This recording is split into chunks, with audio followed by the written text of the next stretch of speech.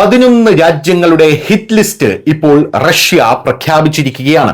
കഴിഞ്ഞ 4 വർഷമായി തുടരുന്ന റഷ്യ യുക്രൈൻ യുദ്ധം ഇപ്പോൾ വളരെ ഭയാനകരമായിട്ടുള്ള വഴിത്തിരിവിലേക്കാണ് നീങ്ങിയിരിക്കുന്നത്. ഇതുവരെ യുക്രൈൻ അതിർത്തിയിൽ മാത്രം യുദ്ധം ചെയ്തുകൊണ്ടിരുന്ന വ്ളാഡിമിർ പുടിൻ ഇപ്പോൾ ലോകത്തിലെ മറ്റ് ശക്തമായ രാജ്യങ്ങളെ നേരിട്ടുള്ള സൈനിക നടപടിയിലൂടെ ഭീഷണിപ്പെടുത്തിയിട്ടുണ്ട്.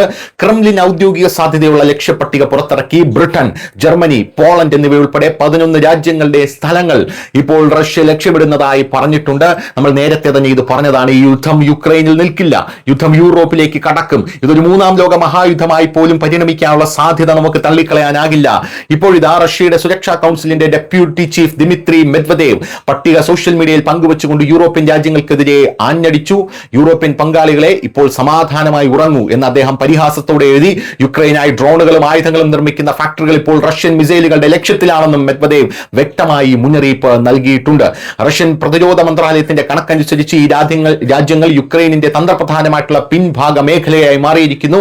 റഷ്യയുടെ ഹിറ്റ് ലിസ്റ്റിൽ ഉൾപ്പെട്ട പ്രധാന രാജ്യങ്ങൾ ലണ്ടൻ, ലസ്റ്റർ, റീഡിംഗ്, ബ്രിട്ടനിലെ സ്പോക്ക് തുടങ്ങിയ നഗരങ്ങളിലെ ഡ്രോൺ കേന്ദ്രങ്ങളാണ്. ഇതിനു പുറമെ യൂറോപ്യൻ രാജ്യങ്ങളിൽ Germany, Poland, Spain, Italy, Netherland, Denmark, Latvia, Lithuania, check republic എന്നിവയും ഉൾപ്പെടുന്നു.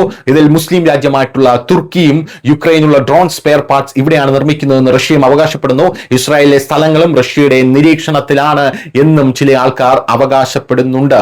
എന്തായാലും നാറ്റോ അംഗമാണെങ്കിലും റഷ്യയും യുക്രൈനും തമ്മിൽ സന്തുലിതാവസ്ഥ നിലനിർത്താൻ ഇതുവരെ ശ്രമിച്ചിരുന്ന തുർക്കി ഇപ്പോൾ കൂടുതൽ ബുദ്ധിമുട്ടുകളാണ് നേരിടേണ്ടി വരുന്നത്. തുർക്കി ഫാക്ടറികളിൽ നിന്നുള്ള ഭാഗങ്ങൾ റഷ്യക്കെതിരെ ഉപയോഗിച്ചാൽ അവരെ വെറുതെ വിടില്ലെന്ന് പുടിൻ വ്യക്തമാക്കി. അതുപോലെ ഇസ്രായേൽ നൽകുന്ന സാധ്യമായ സഹായവും റഷ്യ ഗൗരവമായി എടുത്തിട്ടുണ്ട്. News desk news India Malayalam.